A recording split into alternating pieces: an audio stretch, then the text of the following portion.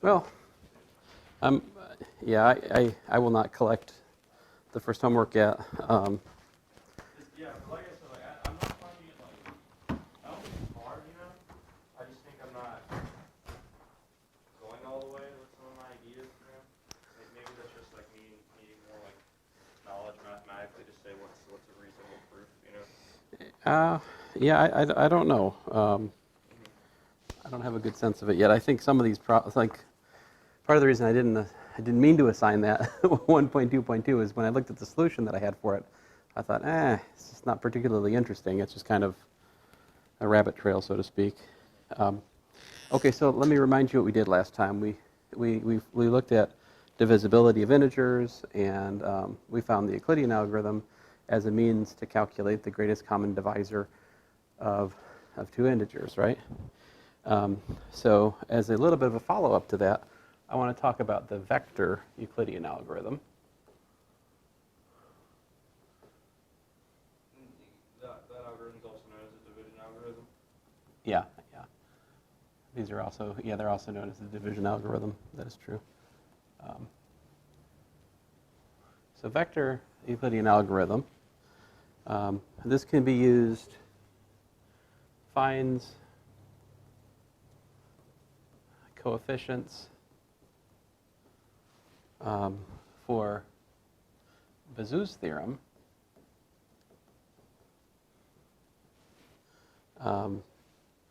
by tracking symbolic AB vector. Now, before I even show you an example of the vector, I'm not going to try to state the algorithm in general or anything like that. I think the example should suffice. But let's just remind ourselves what Bazoo's theorem says. Bazoo's theorem,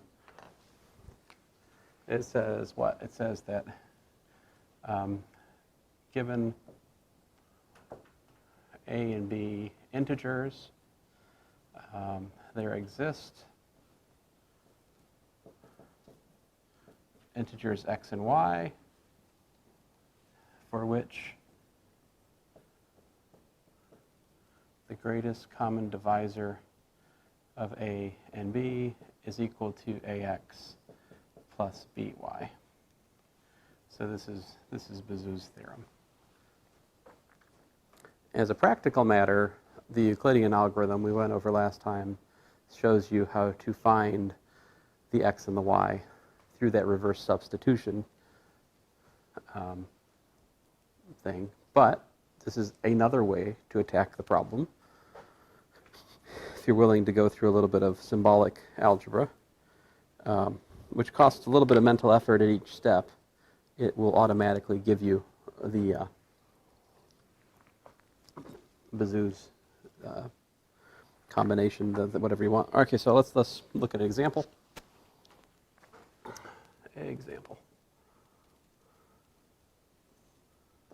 So suppose we're looking at A equals to 20 and B equals to 7. So I'm thinking about dividing 20 by 7. All right. So I start out by writing this pair, 20 comma 7 equals to A comma B. All right. And then, of course, my next move is to try to look at 7 and the remainder of 20 divided by 7, right? Well, the remainder of 20 divided by 7 is 20 minus 14, right, which is 6. All right, so here's the deal. I have to write symbolically here what should logically be there on the basis of the previous vector, right? So one of these steps is very, very easy.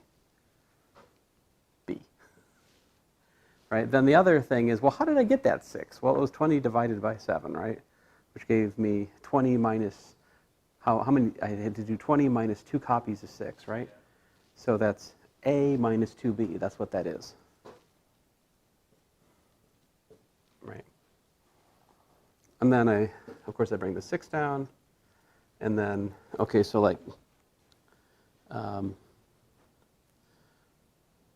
of course, that, yeah, gives me 1. Let's see here how to get that. So, of course, the one step is easy. I bring down the a minus 2b from the previous step, right? And then I have to think about how did I get the 1? Well, I got the 1 from 7 minus 6, right? Which was, right, b minus parentheses are your friends here, right? You need those parentheses, otherwise you'll get it wrong, for sure. And so, what we got right here, we've got ourselves a minus a plus 3b, right? And that's equal to 1. So you can identify, right, x equals to minus 1, y equals to 3 in the application of Bazoo's theorem here. But as you can also see, no need for backtracking, right? We just keep track of a vector and that automatically gives it to us. And these are just an x and y are greatest common. Well, yeah, the 20 and 7 are coprime, right? Something I need to start throwing around here. Definition, right? If the GCD of A and B is equal to 1, then A and B are coprime, aka relatively prime.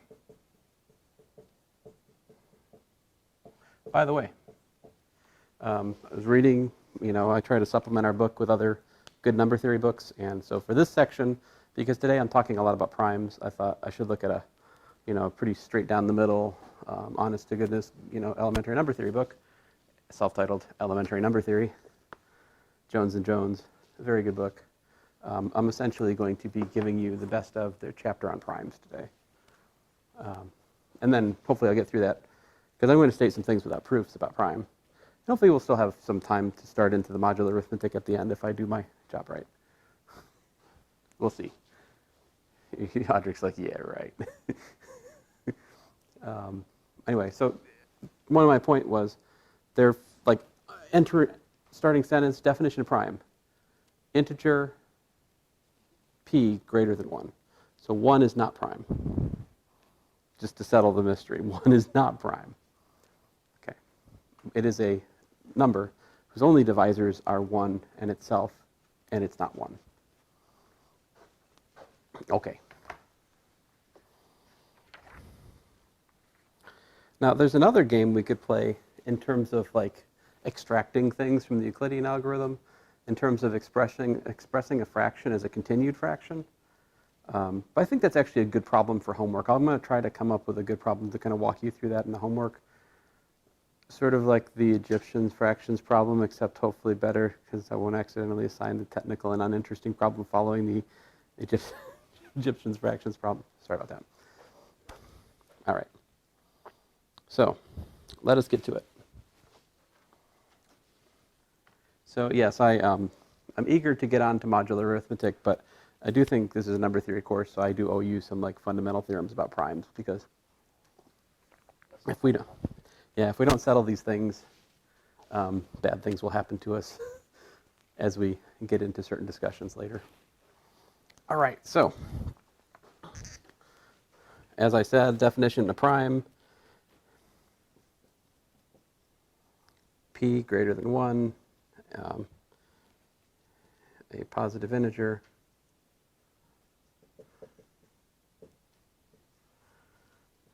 is prime if and only if the only divisors, only positive, I should be careful here, divisors of p are 1 and p. All right. Lemma. And for what it's worth, this is actually lemma 2.1 in Jones and Jones. But, so here it is. Let p be a prime.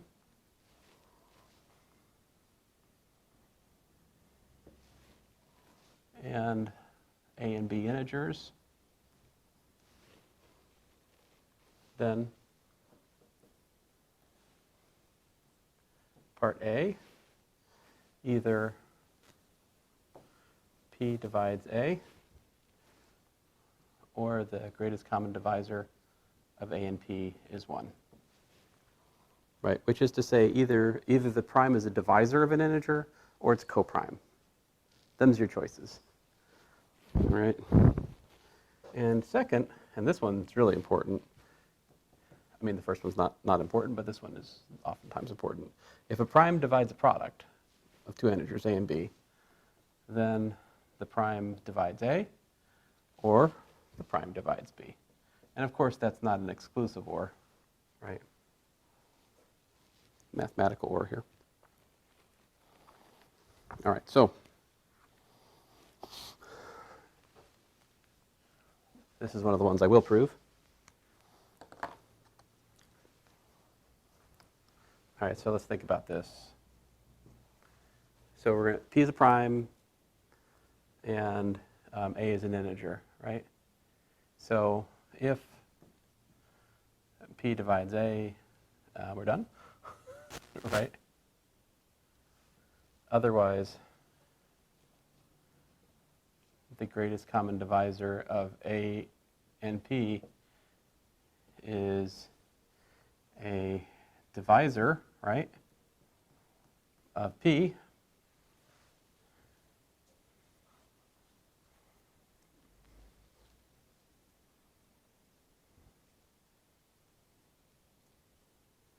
so right, so that implies that the GCD of A comma P is either equal to P or 1, right? But this, we already, you know, outside our current case, right?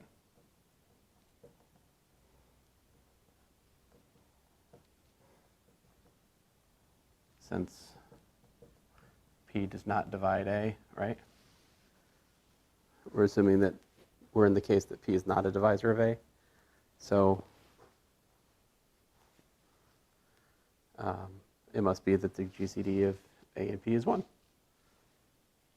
So there it is, that's part A. B. So let's see here. So suppose P divides A and B. Excuse me, suppose P divides AB, right? And without loss of generality, P does not divide A, right? What if we can do what? If we can prove that P divides B, we've proved part B, right? Like that suffices. So.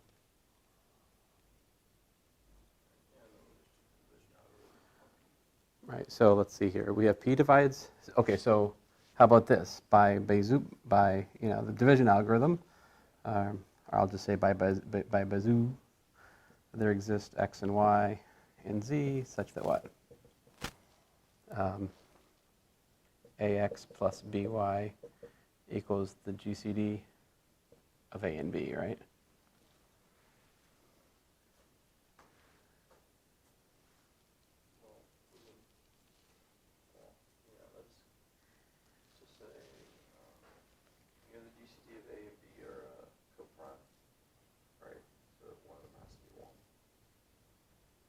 Oh, I'm sorry, I'm an idiot. I mean, this is true, but useless.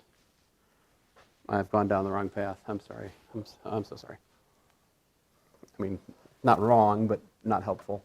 The thing is, if P doesn't divide A, what's that say about the GC by part A? Well, I wouldn't say. So this means if P doesn't divide A, right? No, look here. If P doesn't divide A, it must be that the GCD of A and P is what? Right. That's what I want to apply Bazoo's theorem to. So therefore, there exists X and Y in the integers such that what? ax plus py equals to 1, right, by Bazoo.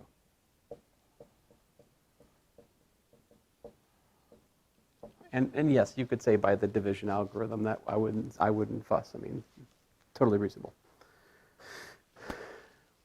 All right.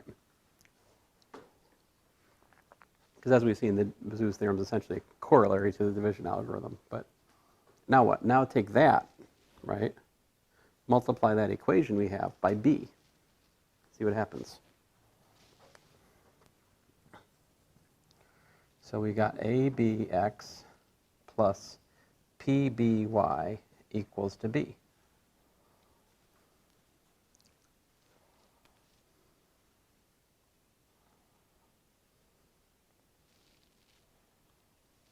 Note, p divides abx, and p divides pby, right? Thus, p divides b. See, because it's a linear combination of things, each of which is divisible by p. Oh, thus p divides b. That's what we're trying to show. So, okay, done. Yay.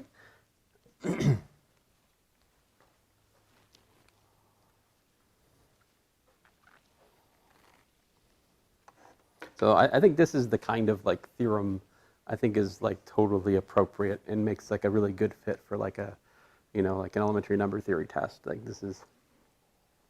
So why is B important? Like we're saying P divides AB, then P can only divide into one of them? Well, we're assuming that it doesn't. We're assuming it doesn't divide into A, right? So the theorem is that if it divides the product in P is prime, then it's either got to go into one or the other.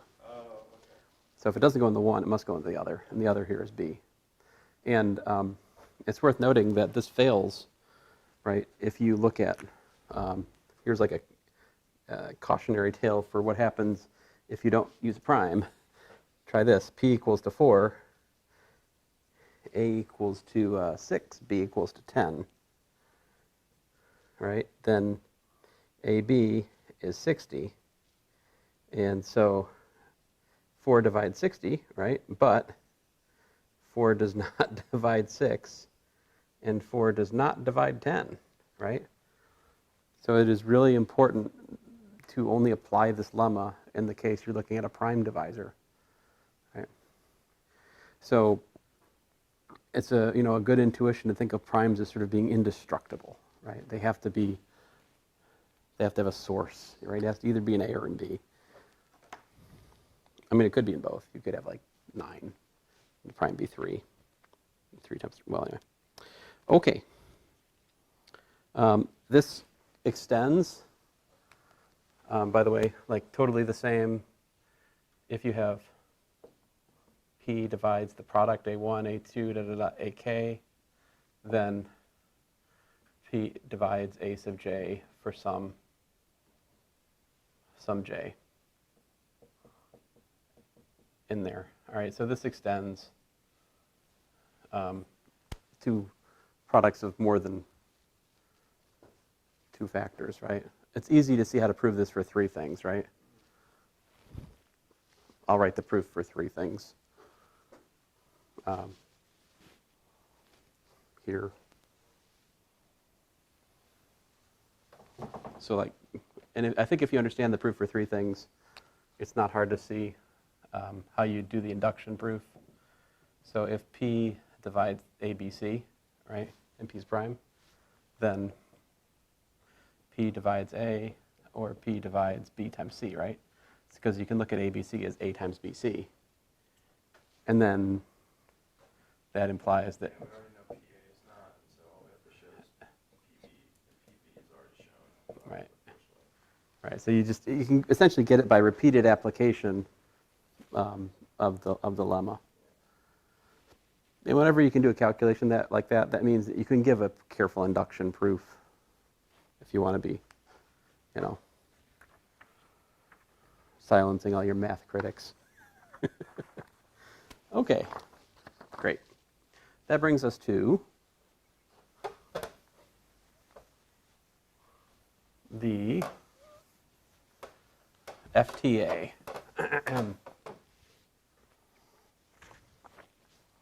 What is the FTA? Theorem. Fundamental theorem of arithmetic.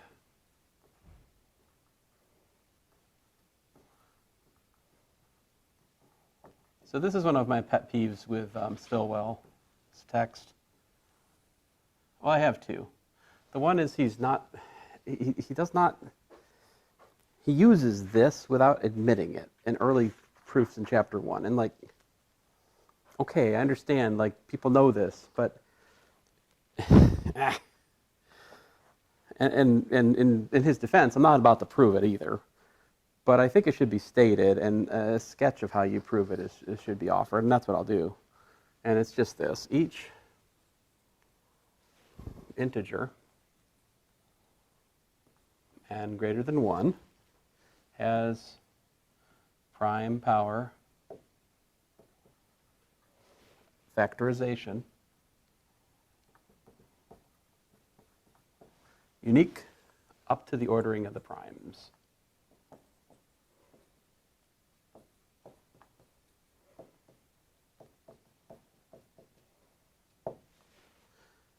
And so in other words, you have P1, P2, Pk distinct. All right. And n is equal to like P1 to the E1, P2 to the E2, and so forth and so on. Pk to the Ek. All right. If you would like a notation for this, you could write this product. J equals 1 to k of P sub j e to the j. Anyway. So that's the fundamental theorem of arithmetic. All right? We have prime factorizations of numbers. Yeah, prime power factorizations.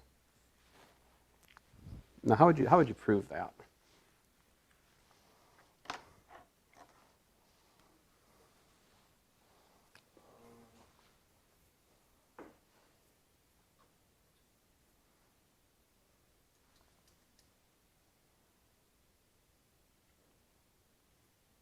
When you usually go about proofs, you take the arbitrary thing.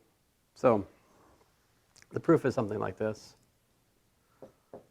Let n be greater than 1, right? So if n is prime, we're done. Right?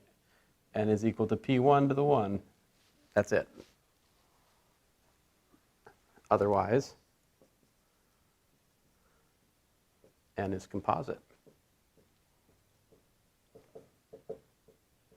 Right? Hence, n is equal to a times b. Right? Yeah. And then rinse in, and then, oh yeah, I wouldn't say that this is that lemma. This is just definition of prime versus definition of not prime. If it's not prime, then it must have divisors other than 1 in itself. So those divisors I'm saying are a and b. And so if then you just keep attacking. Basically, if a is prime, great, that's part of the prime factorization. And then, all right, and then you go to b and say, well, is b is prime? Well, okay, if it is, then great, we're done. AB is a prime factorization. Otherwise, we focus on b, and it breaks into a product of things, right? But this has to terminate at finite order because n is only so big, right? And so that's kind of a sketch of it. And then after all that's done, you collect like primes, and you have prime power. And then, of course, you have to prove that factorization is unique, which is a pretty straightforward calculation. And you'll find more elegant versions of this in textbooks, but that's how I'm going to say it today. Okay. And okay, so but I would like to point out some like pretty simple calculations that you can do on the basis of this prime power factorization. Like this does definitely allow you to solve a certain class of problems in a kind of, I wouldn't say, I think elegant is exactly the wrong word. It allows you to solve a variety of problems in this sort of very technical and sort of clunky kind of way, in my opinion.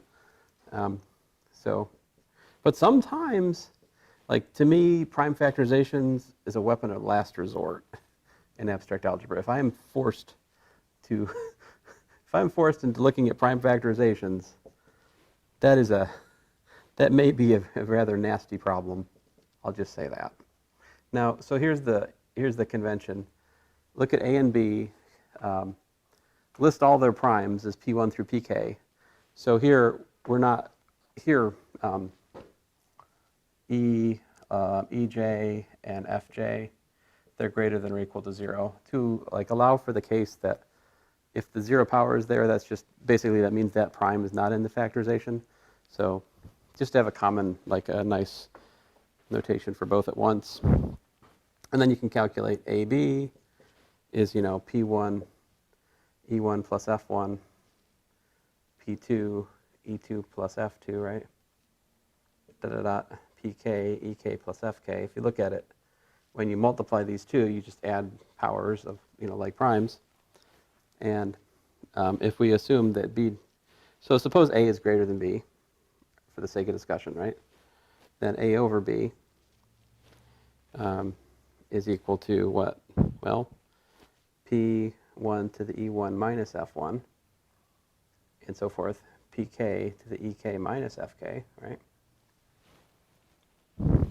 And you can also calculate A to the power m. Here, I'll actually write down the step this time.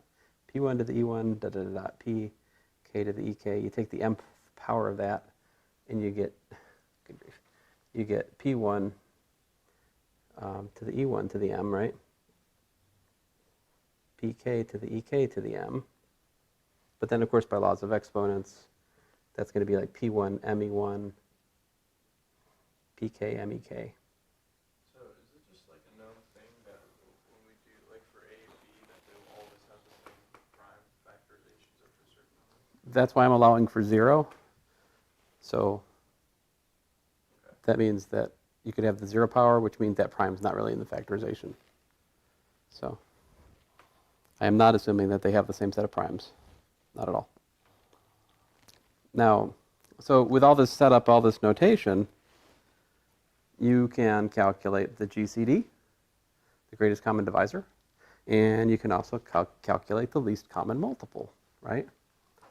So like the, what's the GCD of A and B?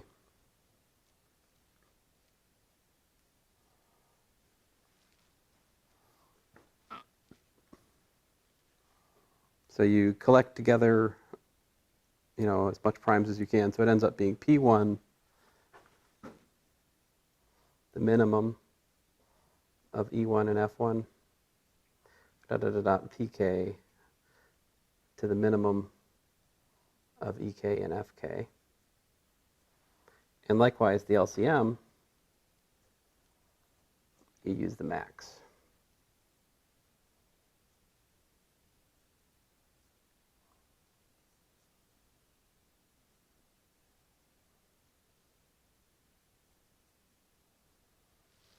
Let me actually write an example here, just to demystify some of these things I'm writing.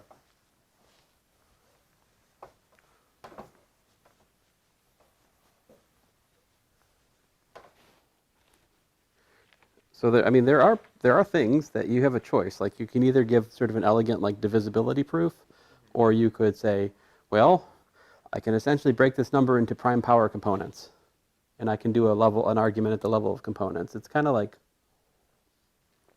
in linear algebra, you have a choice between giving an argument at the level of like, not choosing a basis versus you pick a basis, you make an explicit calculation. To me, it's kind of the same animal. But there are things that you do have to get into this level of the weeds to do in here. Let's see here. How about like A is, I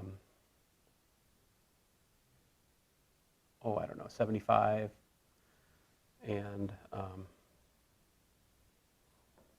B is, I don't know,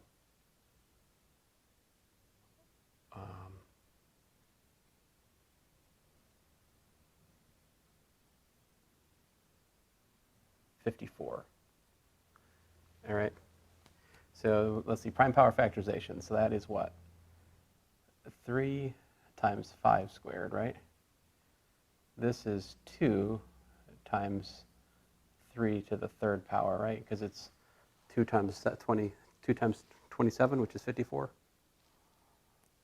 So if you want, my notation here could be P1 equals to 2, P2 equals to 3, P3 equals to 5, right? So this is like what?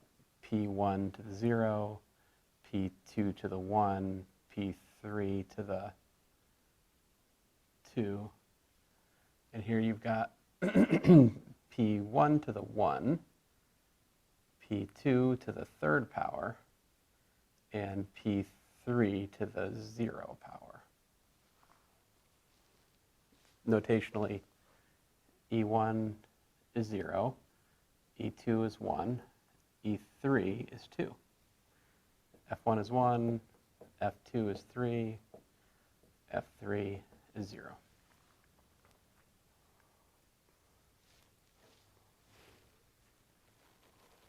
So supposedly, if you believe my claim, the GCD of 75 and 54 is what? It is. Just explicitly P1 and P2, P3, these are all like primes in the order of primes, like how primes go. Oh, I just labeled them. My definition. This is just definition. Okay. And no, you don't have to. Those are not like written in stone. It's not like. Okay. I think so many of us, when we first hit algebra, were like, A is 1, B is 2, C is 3, you know. And then some evil like high schooler tells you, yeah, that's it. It's just a secret code. You have to learn it. It's like, that is not what algebra is. And any high schooler who tells a middle schooler that, I would like to know who they are so I can go and exact math's revenge on them. Like, it's like, oh no, Dr. Cook has threatened violence against high schoolers. Hey, they had it coming. All right, so we're supposed to do P1 to the allegedly minimum of E1 and F1, right? Which is 0 and 1. The P2 minimum of 1 and 3. P3 minimum of 2 and 0, right? And so, of course, that is what? The minimum of 0 and 1 is 0, so that's, 2 to the 0, 3 to the 1, 5 to the 0. So apparently the GCD is 3.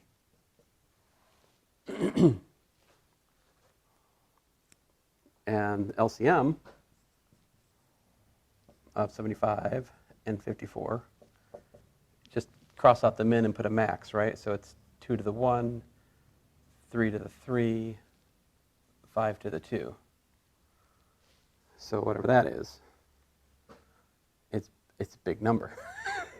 25 times 25 times 27, or plus, yeah, 27 times 2. yeah, 25 times 54, I guess. So I wouldn't do the math in my head that way. 25 times 25, 625, 50, 675 times 2. mm-hmm. 675 times 2 would be 150 plus 1200, like 1350. 1350 is correct. We have a winner, yes. Very good. So, what is the relation between 1353 and what if you multiply A times B?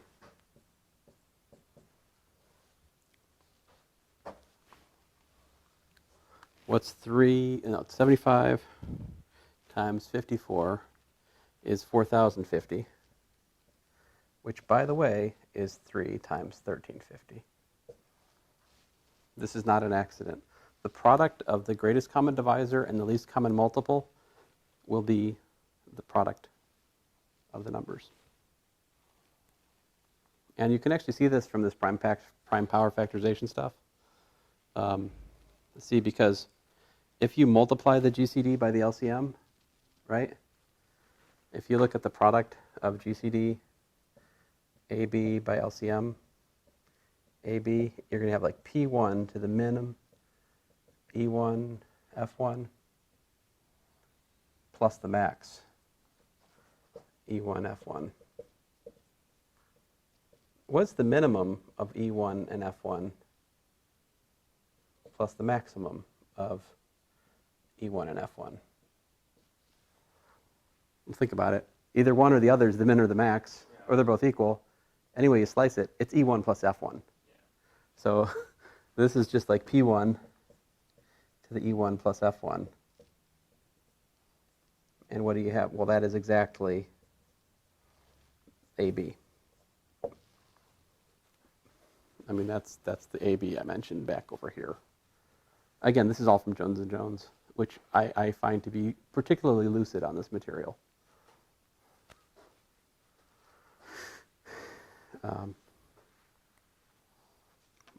But I like Stillwell, I mean, for the larger story. All right.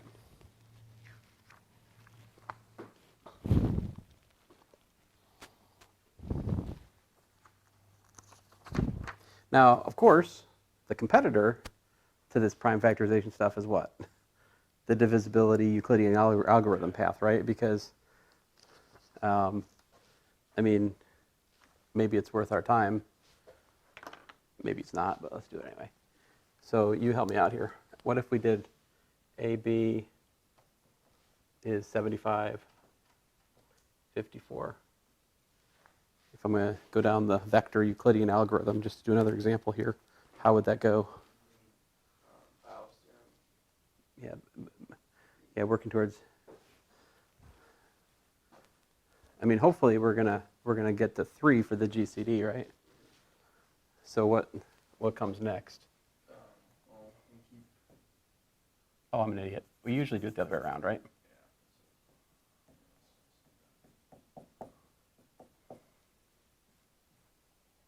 So 54, and we can only take off one copy of that, right? Yeah, that would give us like 21? Okay, so 21. Yeah. So we just got A minus B, right? And then we've got 21. We can subtract a 42 off of that, right? Yeah. So that leaves us 12. Yep. So we've got B minus 2 times A minus B, right? In this case. And so it's take a breath, simplify it. That's 3B minus 2A, right? All right, great. Now bring the 12 down. And I can subtract one copy of 12 off. Yep. So my remainder, 9, okay. So I've got 3B minus 2A. And I just said I subtracted 1. So I got my A minus B minus 3B minus 2A. I'm glad we did this example because it's a little bit more nuanced than my first example. It's good for us to add this to our repertoire. Oh, I'm sorry. Try not to swear in here. 2A. 3A. Minus 4B, I think. Yeah, minus 4B plus 3A. Okay. And then next, 9. And the remainder is 3. So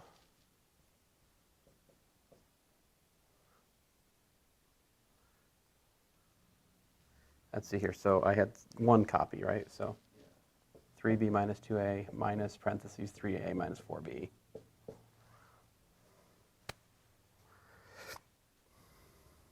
And then we would have, the next thing would be, it would be, 3 and 0, because, so we don't, that step is, I mean, you could go to that step, but we're not interested in that one. The one before shows me what the GCD is. So the last non-zero remainder is 3. That's the GCD. And so, lo and behold, here it is. 3 is equal to, how many we got? 3 minus a minus is plus, so 7b minus 5a, or I'll write it this way, minus 5a plus 7b equals to 3. All right, so there you go. That's now, admittedly, I think, especially if you're teaching elementary school children, this is like faster, right? But maybe they wouldn't be able to tell you that minus 5 times 75 plus 7 times 54 is equal to 3, which is kind of cool. All right.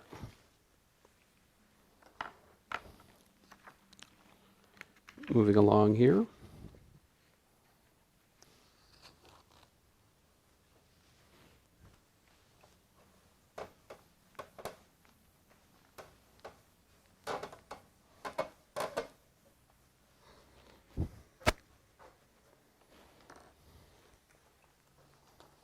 I'll state this lemma just for 2 things, but it can be stated for more. If A and B are coprime positive integers,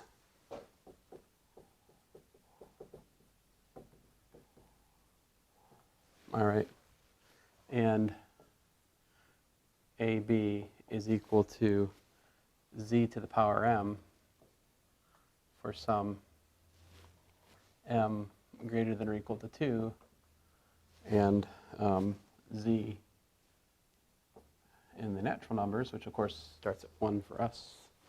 But probably that should be, I mean, probably I don't think z equal to 1 here is a possibility anyway. So I'm being kind of silly.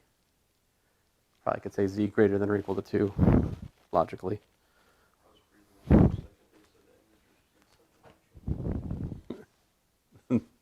What? I thought you said I thought that statement said z, like integers z on the end, Oh. I was like, oh, Then let's see here.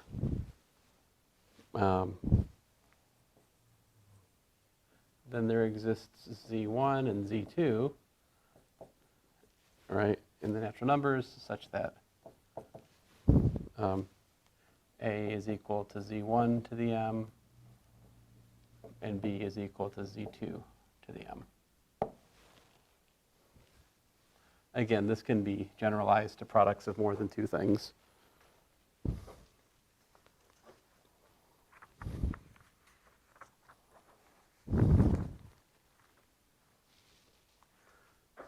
All right. I don't think I prepared a proof of this, but we can try. Famous last words. All right.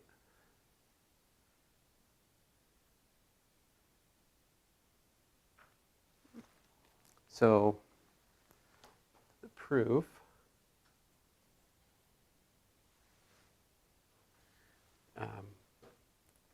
if there exists z in the natural numbers, right, such that AB is equal to z to the m, then z equal P1 to the E1, PK to the EK has a prime factorization, right? Has z to the m, P1 to the ME1, right? PK to the MEK.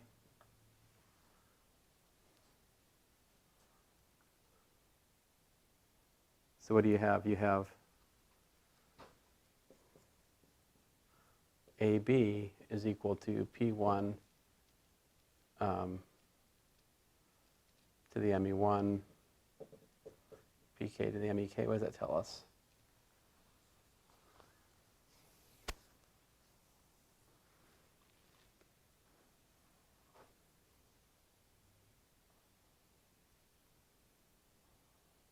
Well, let's just think about P1 for a second, right? Does P1 divides, certainly P1 divides the right-hand side, right? Well, let's look at an arbitrary one, right? Observe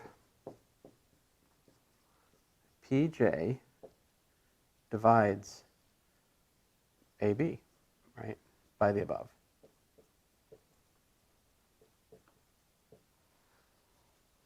Because AB is equal to this, and it certainly divides that product because it's there, right? I mean, that's a multiple of Pj. I'm assuming that this is a non-trivial factorization, all right? So here I am assuming that the E1 through Ek are greater than or equal to 1, unlike the one where I was doing okay. Now, but what do we know about A and B? They're co-prime, right? Yeah. So what does that mean? If Pj is a divisor of AB, it's either a divisor of A or a divisor of B. It can't be a divisor of both because otherwise they wouldn't be co-prime. They'd have a prime divisor. So thus Pj divides A or Pj divides B, right?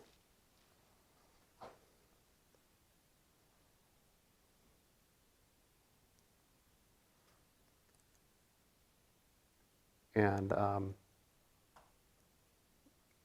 so, it's going to get ugly, but I mean, I need some kind of notation. So you could group together all the prime powers which divide A is one thing, all the prime powers which divide B is the other thing, right? So basically, you'd have so maybe A is equal to P. I'll just say I1 to the EI1.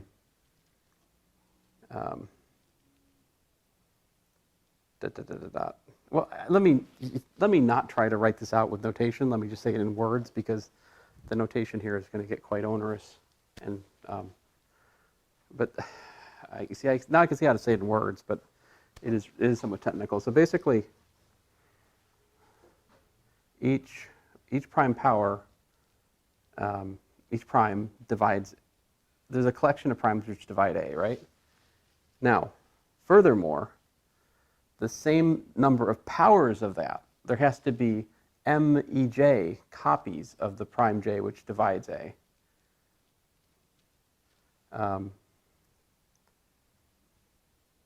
See, because you can also find the prime factorization of AB, right? I mean, of A and the prime factorization of B, and it must be that those prime powers match up with the corresponding prime powers on the other side because the prime power factorization of a number is unique up to reordering. So basically what's going to happen is after you sort through the correct notation for this all, you can essentially argue that A is equal to something like, I'm going to use a different notation. I'm going to say Q1, M, instead of using N, I'll use N, E1, Q, I don't know, S to the NES, just to label all the primes that go into the A, all right? And of course, once you do that, then you can just take those and you can say, aha, but that's nothing more than Q1, Q1 to the E1, QS to the ES, all to the power, oh, and I should have had M there. It's still M. I'm a dummy. Still M. It's not, it's the, instead of using E, I should put like E bar or something stupid. See, this is what I'm trying to avoid. In other words, to do this justice, like I'd have to write out a half a page, invent a bunch of letters and relabeling this and that and the other thing. And anyway, I hope I got you now. hopefully I've gotten the idea across. The point is we can take all of, using the fundamental theorem of arithmetic, compare the prime factorizations, identify that. Yeah, when I thought about it, I thought about going backwards because I knew that Z1 times Z2 to the M. I thought about going backwards instead of going forwards. I do think that this goes both ways, right? If you have the product of squares, if you take two squared numbers and you multiply them, then the product of the two squares is itself a square. So this is saying something a little bit more interesting, which is that the product, if you have a product of co-prime factors that is equal to a square, it forces the primes themselves to be squares, which is a more technical result, which ultimately, at least in my level of argument here, rests on the prime factorization. So again, this is a sketch of a proof. This isn't quite a proof. So I will say. This is like that when I first asked. I was like, oh, okay. Yeah. Now, here's a fun one. And this we will need, so I will mention it. Corollary 2.5. If m greater than or equal to 1 is not a perfect square,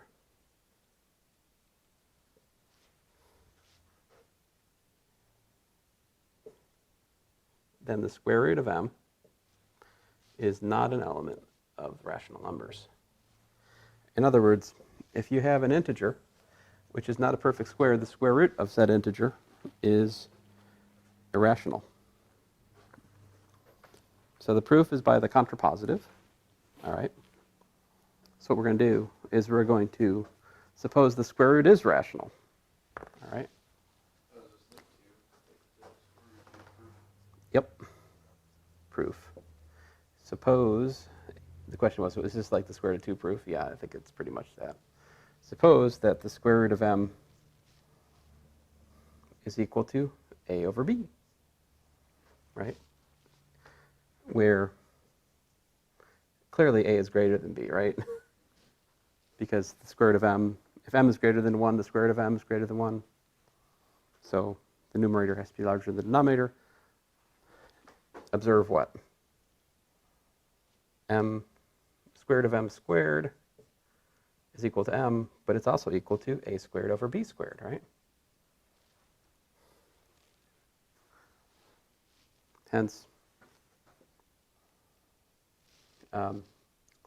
if a is equal to p1 e1 pk ek, and b is equal to p1 f1 pk fk, right? Just like we were talking about. Some of these could be here, you know, ej, fj, greater than or equal to 0. It's the set of all distinct primes from a and b. Some may not be appearing in one factorization or the other. Then what? M equal to a squared over b squared is equal to, well, p1 to the 2e1 minus 2f1 pk to the 2ek minus 2fk. I'm running out of board space, but you know, you just square the prime factorizations and divide, subtract the like exponents, and then if you look at that, that's going to give you, you know, p1 to the e1 minus f1 pk to the ek minus fk.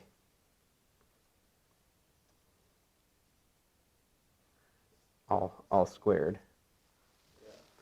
And the thing is, I know that ej is greater than fj or equal to it because a is greater than or equal to b. So a is greater than or equal to b forces yeah. Yeah. Right. Well, I guess I'm missing a sentence. These actually have to be the common primes. If there are any, excuse me, curses. I feel like I'm missing some nuance of the proof here.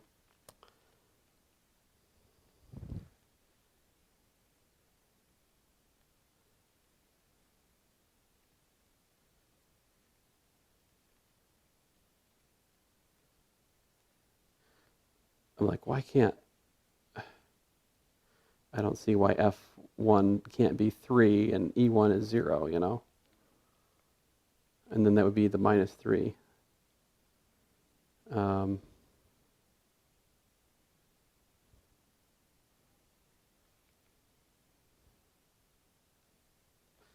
mean, I know that a squared over b squared is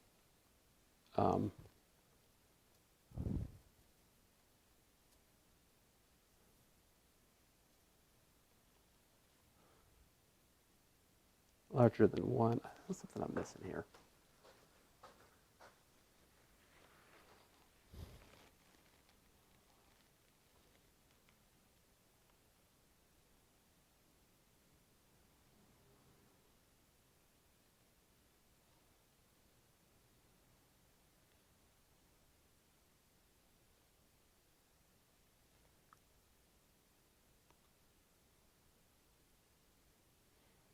I think I need to make sure that a and b is a fraction in lowest terms.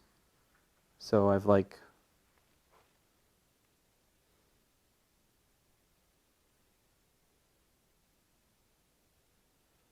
canceled out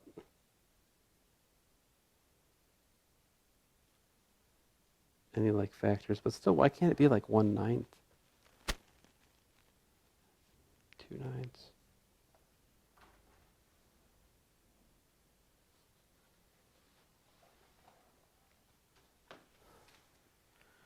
There's some subtlety here I have missed, and I talked myself out of the subtlety when I rewent through the proof here a second ago before class. Let me read.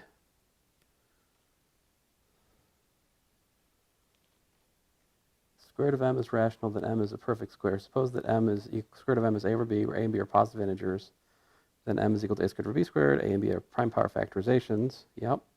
As above, then that. Notice that every prime power piece of pi appears an even number of times in the factorization. So that's a perfect square.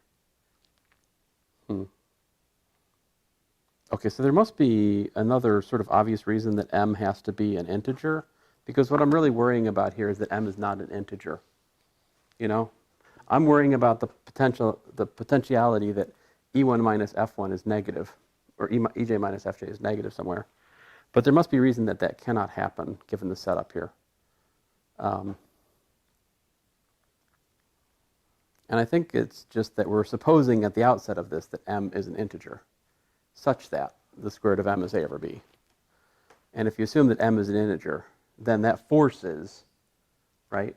If you assume that m is an integer, that forces the condition that these are positive, because that's a formula for m. I think it's just that. All right. Let me move on here. So next up, in this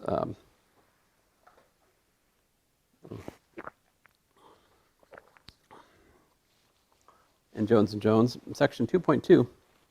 And here's where I'm going to start to get really sketchy, okay?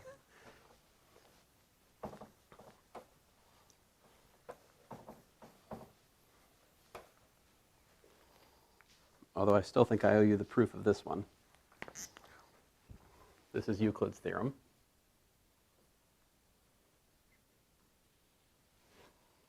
There exist infinitely many primes.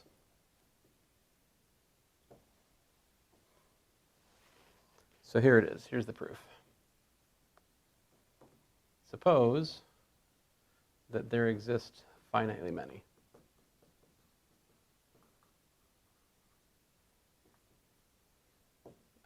Say P1, P2, pk, all right? And then consider m equal to P1, P2, pk plus 1. All right? Now, since m is greater than 1, right, that implies that there exists a prime, P a prime, and P divides M. All right? That's, I suppose, a corollary to the fundamental theorem of arithmetic, if you like. That's like the first thing we found on the way to the proof of the fundamental theorem of arithmetic. Okay. But there's finitely many primes, right?